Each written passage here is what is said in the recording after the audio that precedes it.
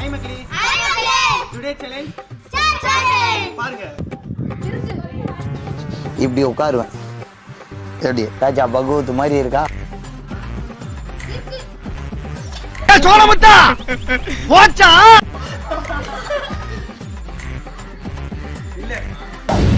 ஆஹா, இவ்வளவு வேலை செஞ்சு மண்டை மேல இருக்க கொண்டே மறந்துட்டனாலா?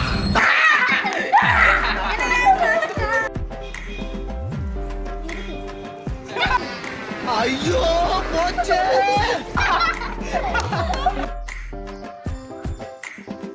அவ்வளவுதான், நம்மள முடிச்சு விட்டீங்க போங்க.